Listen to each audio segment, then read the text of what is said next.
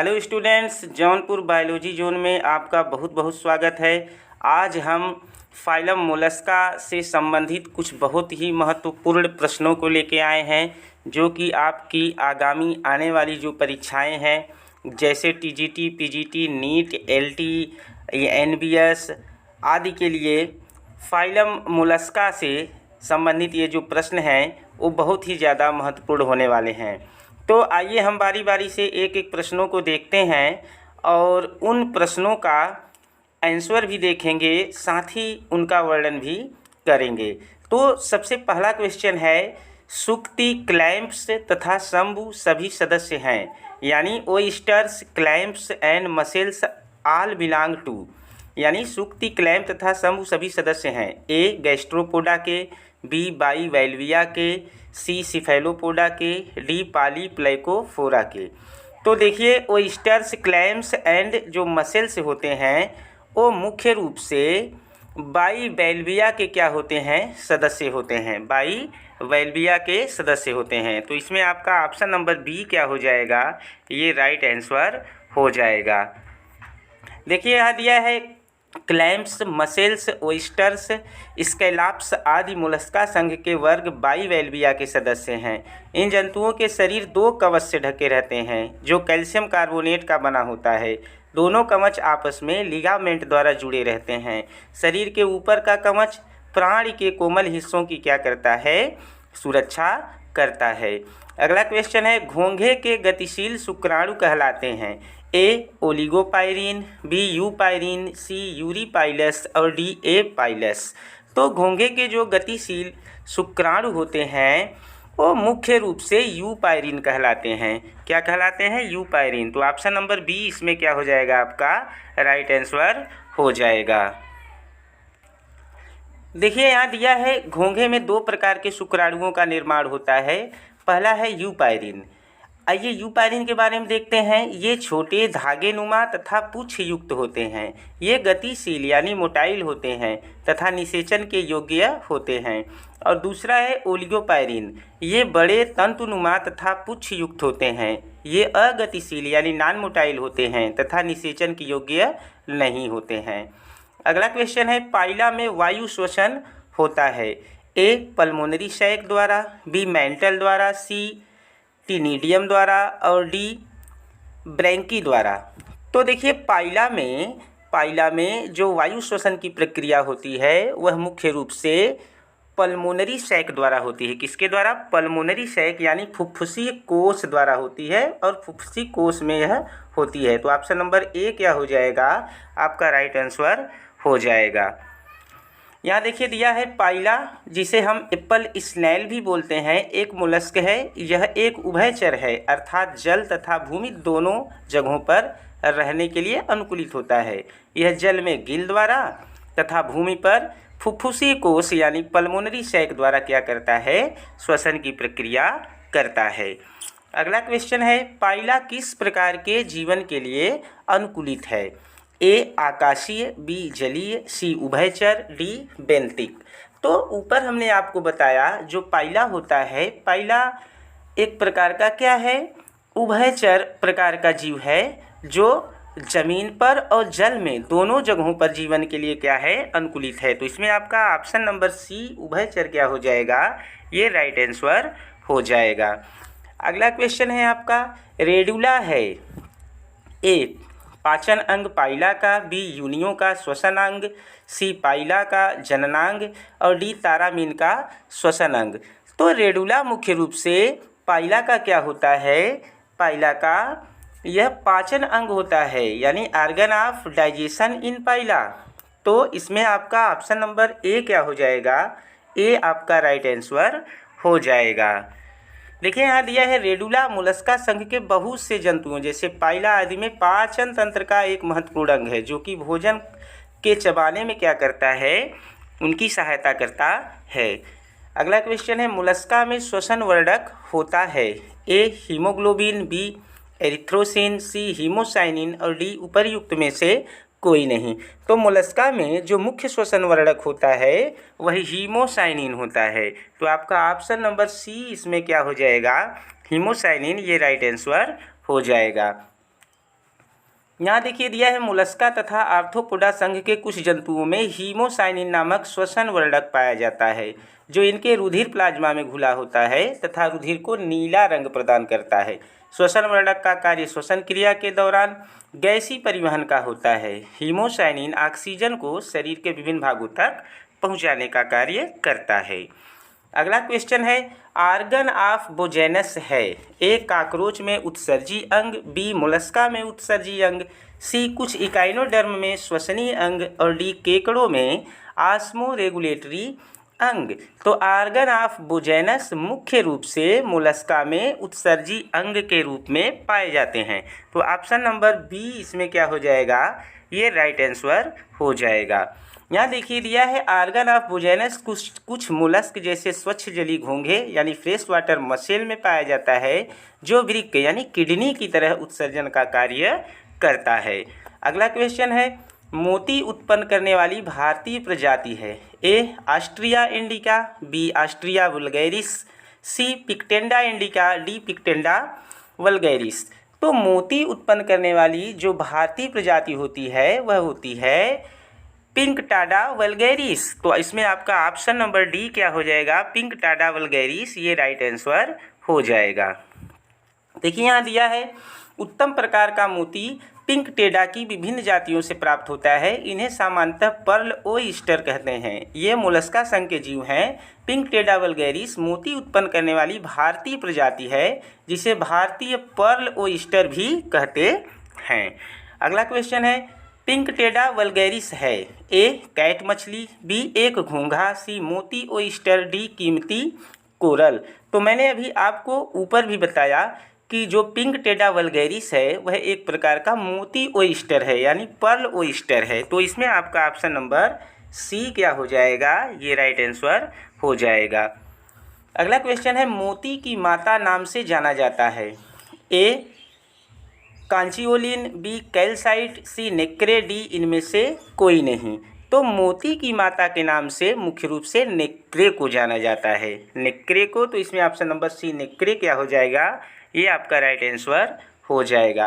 देखिए यहाँ दिया है नेक्रे एक प्रकार का रासायनिक पदार्थ है जो कुछ मोती उत्पादन करने वाले मोलस्क जैसे पिंकटेडा वल्गैरिस में अपनी मेंटल द्वारा किसी बाहरी कण के चारों तरफ स्रावित करते हैं। यही बाद में मोती के रूप में परिवर्तित हो जाता है।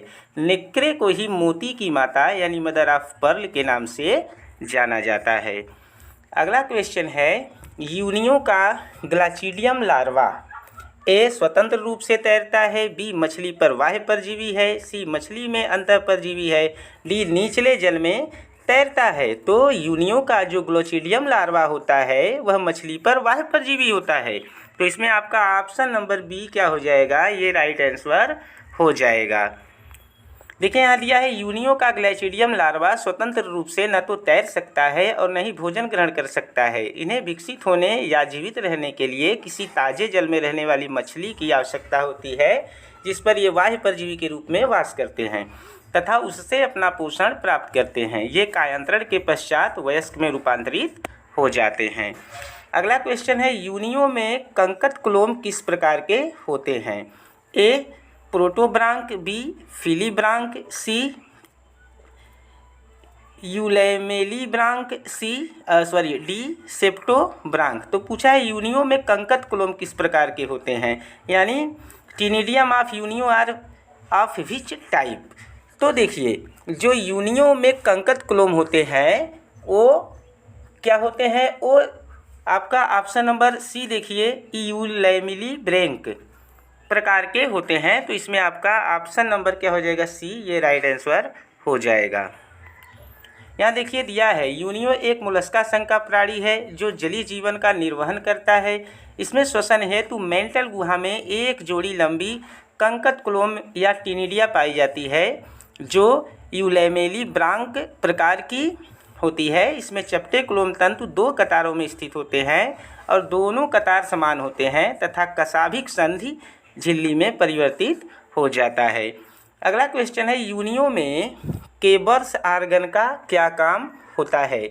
ए उत्सर्जनी, बी संवहनी, सी पाचक और डी प्रजननी। तो यूनियो में जो केबर्स आर्गन का मुख्य काम होता है वह एक्सक्रीटरी से संबंधित है। किससे? एक्सक्रीटरी से, यानी उत्सर्जनी से संबंधित है। तो इसमें आपका ऑप्शन नंबर ए क्या हो जाएगा? ये राइट आंसर हो जाएगा। यहाँ देखिए दिया है यूनियो में केबर्स आर्गन को पेरिकार्डियल ग्लैंड भी कहते हैं। यह वर्ज्य पदार्थों यानी वेस्ट प्रोडक्ट्स के उत्सर्जन का काम करता है। यह एक बड़ी भूरे रंग की ग्रंथि पुंज वाली संरचना है जो पेरिकार्डियम के आगे स्थित होती है। यह वर्ज्य पदार्थों को पेरिकार्डियम में छोड़ती है, जहां से यह वर्ज्य पदार्थ वृक्क के माध्यम से शरीर के बाहर निकाल दिया जाता है। अगला क्वेश्चन है वेलिजर लार्वा पाया जाता है। ए प्लेटीहेल्मिन्थीज में, बी आर्थ्रोपोडा में, सी मोलस्का में, डी एकाइनोडर्मेटा में। तो देखिए जो वेलिजर लार्वा होता है वह मुख्य रूप से मोलस्का में पाया जाता है। तो इसमें आपका ऑप्शन नंबर सी मोलस्का ये क्या हो जाएगा? ये आपका राइट आंसर हो जाएगा। अगला क्वेश्चन है रेडुला के एक पंक्ति में कितने दांत होते हैं? ए 5, बी 7, सी 9, डी 11। तो रेडुला के एक पंक्ति में मुख्य रूप से सात दांत होते हैं। कितने दांत? 7 दांत। तो ऑप्शन नंबर बी इसमें क्या हो जाएगा? आपका राइट आंसर हो जाएगा। देखिए यहाँ दिया है मोलस्का संघ के अधिकांश जंतुओं जैसे पाइला के मुख गुहा में काइटिन की बनी हुई संरचनाएं होती हैं जिन्हें रेडुला कहते हैं। ये भोजन को चबाने में सहायता करते हैं। रेडुला 2 अनुप्रस्थ पंक्तियों में स्थित होते हैं। सामान्यतः इनके एक पंक्ति में दांतों की संख्या 7 यानी 2, फिर 1, फिर 1, फिर 1, फिर 2 होती है। अगला क्वेश्चन है पाइला के रेडुला के हर पंक्ति में कितने दांत होते हैं? तो देखिए ये टीजीटी बायोलॉजी 2021 में ये क्वेश्चन पूछा गया था, वही ऊपर वाला क्वेश्चन ही है, उसको अलग प्रकार से किया गया है, यहाँ पे पूछ लिया गया है। तो पाइला के रेडुला के हर पंक्ति में मुख्य रूप से हमने आपको पहले भी बताया ऑप्शन नंबर ए 2, 1, 1, 1, 2 दांत होते हैं। तो ऑप्शन नंबर इसमें आपका ए क्या हो जाएगा? ये राइट आंसर हो जाएगा। टीजीटी बायोलॉजी 2021 में क्वेश्चन पूछा गया था। अगला क्वेश्चन है कौन सा सर्वाधिक आदिम मोलस्क है? ए काइटन, बी डेंटाइलियम, सी नियोपिलाइना और डी पटेला। तो देखिए सबसे आदिम प्रकार का जो मोलस्का माना जाता है वह मुख्य रूप से माना जाता है नियोपिलाइना को। किसको? नियोपिलाइना को। तो इसमें आपका ऑप्शन नंबर सी नियोपिलाइना ये क्या हो जाएगा? ये राइट आंसर हो जाएगा। देखिए दिया है नियोपिलाइना एक जीवित जीवाश्म है। यह एनेलिडा तथा मोलस्का के बीच की संयोजक कड़ी है क्योंकि इसमें दोनों समूहों के लक्षण पाए जाते हैं। यह सबसे आदिम या प्राचीन मोलस्क है। इसके शरीर पर मेंटल एवं गुंबदनुमा कवच पाया जाता है। अगला क्वेश्चन है निम्नलिखित में से कौन सा मोलस्क मनुष्य द्वारा भोजन के रूप में प्रयोग नहीं किया जाता? Option number A oyster, B cuttlefish, C teredo, D mussels. तो देखिए जो टेरिडो होता है वह मनुष्य द्वारा भोजन के रूप में प्रयोग नहीं किया जाता। तो इसमें आपका ऑप्शन नंबर सी टेरिडो यह क्या हो जाएगा? आपका राइट आंसर हो जाएगा। देखिए दिया है टेरिडो बाइवाल्विया समूह का मोलस्क है। इसे सामान्यतः सिपवर्म कहा जाता है। मनुष्य द्वारा यह भोजन के रूप में प्रयुक्त नहीं होता है। अगला क्वेश्चन है ऑक्टोपस संबंधित है ए मोलस्का वर्ग से, बी पेलेसिपोडा वर्ग से, सी आर्थ्रोपोडा वर्ग से और डी सिफेलोपोडा वर्ग से। तो ऑक्टोपस मुख्य रूप से सिफेलोपोडा वर्ग से संबंधित है। तो इसमें आपका ऑप्शन नंबर डी सिफेलोपोडा वर्ग से यह क्या हो जाएगा? यह राइट आंसर हो जाएगा। अगला क्वेश्चन है परिवर्धन के दौरान टार्सन होता है। ए पाइला, बी यूनियो, सी पेलिमॉन, डी लाइमैक्स। तो परिवर्धन के दौरान टार्सन होता है पाइला में। किसमें? पाइला में। तो ऑप्शन नंबर ए पाइला क्या हो जाएगा? यह राइट आंसर हो जाएगा। देखिए दिया है मोलस्का संघ के जंतुओं में सामान्यतः बाइलेटरल सममिति होती है, परंतु कुछ मोलस्का में लार्वा अवस्था में यह बाइलेटरल होती है, परंतु बाद में परिवर्धन के दौरान इसमें ऐंठन हो जाती है जिसे टॉर्सन बोला जाता है। इसके कारण यह असममिति यानी एसाइमेट्रिकल प्रकार का हो जाता है। अगला क्वेश्चन है पाइला के संघ पर पाई जाने वाली विकास की रेखाओं को कहते हैं। ए स्पेरी, बी कोलुमेला, सी सूचर और डी वेरिसस। तो देखिए पाइला के शंख पर पाई जाने वाली विकास की रेखाओं को हम वेरिसस कहते हैं। क्या कहते हैं? वेरिसस कहते हैं। तो ऑप्शन नंबर डी इसमें वेरिसस ये क्या हो जाएगा? ये आपका राइट आंसर हो जाएगा। देखिए यहाँ दिया है घोंघा मीठे पानी का मोलस्क है जो झीलों एवं तालाबों में काफ़ी प्रचुर संख्या में पाए जाते हैं। भारत में पाई जाने वाली घोंघे की प्रजाति पाइला ग्लोबोसा है। ये शाकाहारी होते हैं। घोंघे के शंख के ऊपरी सतह पर पाई जाने वाली असंख्य विकास की रेखाओं को हम वेरिसस बोलते हैं। अगला क्वेश्चन है सिफेलोपोडा जानवरों का एक वर्ग है जिनमें ए सिर पैर पर स्थित होता है, बी सिर संलग्न होता है वक्ष से, सी पैर स्थित होता है सिर पर और डी नोटोकार्ड विस्तृत होता है सिर तक। तो सिफेलोपोडा जानवरों का एक वर्ग है जिसमें पैर स्थित होता है सिर पर। तो इसमें आपका ऑप्शन नंबर सी क्या हो जाएगा? यह राइट आंसर हो जाएगा। अगला क्वेश्चन है निम्न में से कौन से मोलस्क में आंतरिक कवच यानी शैल पाया जाता है? ए नॉटिलस, बी टेरिडो, सी सीपिया, डी लेमिलीडेंस। तो पूछा है कौन से मोलस्क में आंतरिक कवच पाया जाता है? तो देखिए जो आंतरिक कवच पाया जाता है वह मुख्य रूप से सीपिया में पाया जाता है। किसमें? सीपिया में। तो ऑप्शन नंबर सी सीपिया क्या हो जाएगा? आपका राइट आंसर हो जाएगा। अगला क्वेश्चन है pearls are produced in an oyster around the, यानी ओएस्टर में मोती किसके चारों ओर बनते हैं? तो ऑप्शन आपका दिया है tears of sea mermaids falling into the oysters, कहने का मतलब मत्स्य कन्या के आंसू के ओइस्टर में प्रवेश से। बी है first drop of rain falling into the oyster in a particular month, मतलब विशेष माह में वर्ष की पहली बूंद जो ओइस्टर में गिरती है। सी है eggs of oyster which fail to leave the body, मतलब ओइस्टर के अंडे से जो शरीर के बाहर नहीं निकल पाता। और डी है some external particles becoming embedded in the skin of oysters, यानी किसी बाहरी वस्तु के चारों ओर जो ओइस्टर की त्वचा में धंसती है। तो इसमें देखिए ओइस्टर में मोती किसके चारों ओर पूछा है बनता है, तो इसका ऑप्शन नंबर डी आपका राइट आंसर हो जाएगा some external particles becoming embedded in the skin of oysters, यानी किसी बाहरी वस्तु के चारों ओर जो ओइस्टर की त्वचा में धंसती है। तो इसमें आपका ऑप्शन नंबर डी क्या हो जाएगा? यह राइट आंसर हो जाएगा। आइए इसका हम वर्णन देखते हैं। देखिए दिया है ओइस्टर द्वारा सबसे अच्छे प्रकार का मोती बनता है जब कोई बाहरी वस्तु जैसे सिलिका इसकी त्वचा में खोल तथा मेंटल के बीच धंस जाती है तो त्वचा द्वारा विशेष प्रकार का श्रावण इसके चारों ओर होने लगता है तथा कुछ वर्षों पश्चात इससे मोती का निर्माण हो जाता है। अगला क्वेश्चन है मोती श्रावण है ए मुंह का, बी मेंटल का, सी वृक्क का, डी इनमें से कोई नहीं।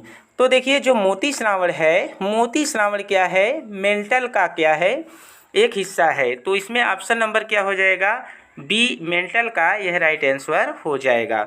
अगला क्वेश्चन है पाइला ग्लोबोसा के उपवर्ग को पहचानिए। ए आफिस्थोब्रैंकिया, बी पल्मोनाटा, सी प्रोसोब्रैंकिया, डी स्टाइलोमेटोफोरा। तो पूछा है पाइला ग्लोबोसा के उपवर्ग को पहचानिए। तो देखिए पाइला ग्लोबोसा मुख्य रूप से प्रोसोब्रांकिया उपवर्ग का है। किसका? प्रोसोब्रांकिया। तो ऑप्शन नंबर सी इसमें प्रोसोब्रांकिया क्या हो जाएगा? ये राइट आंसर हो जाएगा। अगला क्वेश्चन है टाइनिडियम एक श्वसन अंग है। ए पाइला ग्लोबोसा में, बी राना टिग्रीना में, सी बिच्छू में, डी प्राण में। तो टाइनिडियम मुख्य रूप से पाइला ग्लोबोसा में पाया जाने वाला एक श्वसन अंग है। तो ऑप्शन नंबर ए पाइला ग्लोबोसा में, यह राइट आंसर हो जाएगा। देखिए अगला क्वेश्चन है निम्न में से कौन सा जंतु बायोल्यूमिनिसेंट है? ए फाइसेलिया, बी कटल फिश, सी जेलीफिश, डी ये सभी। तो देखिए जो कटल फिश होता है वह बायोल्यूमिनिसेंट होता है। तो इसमें आपका ऑप्शन नंबर बी क्या हो जाएगा? यह राइट आंसर हो जाएगा। देखिए अगला क्वेश्चन है मोलस्क पुनर्जनित कर सकते हैं। ए नेत्र, बी पैर, सी सिर के अंश, डी उपर्युक्त सभी। तो देखिए इसमें उपर्युक्त सभी ये राइट आंसर हो जाएगा क्योंकि मोलस्कन में क्या पाया जाता है? रीजनरेशन की प्रक्रिया पाई जाती है। देखिए यहाँ दिया है पुनर्जनन रीजनरेशन एक ऐसी प्रक्रिया है जिसमें प्राणी चोट या बीमारी आदि से क्षतिग्रस्त अंगों का पुनर्निर्माण कर लेता है। सिफेलोपोड्स मोलस्क विशेष रूप से ऑक्टोपस वल्गैरिस में पुनर्जनन की क्षमता होती है। यह पुनर्जनन प्रक्रिया द्वारा नेत्र, पैर, सिर अभी सभी अंगों को क्या करते हैं? पुनर्जीवित कर सकते हैं। तो ये कुछ महत्वपूर्ण क्वेश्चंस थे फाइलम मोलस्का से संबंधित। आगे भी हम आपके लिए बहुत ज़्यादा महत्वपूर्ण प्रश्नों को लेके आएंगे। तब तक के लिए आप हमारे चैनल को अगर सब्सक्राइब नहीं किए हैं तो उसको सब्सक्राइब करिए, हमारे वीडियो को लाइक करिए, शेयर करिए और कमेंट करना ना भूलिए। बहुत बहुत धन्यवाद।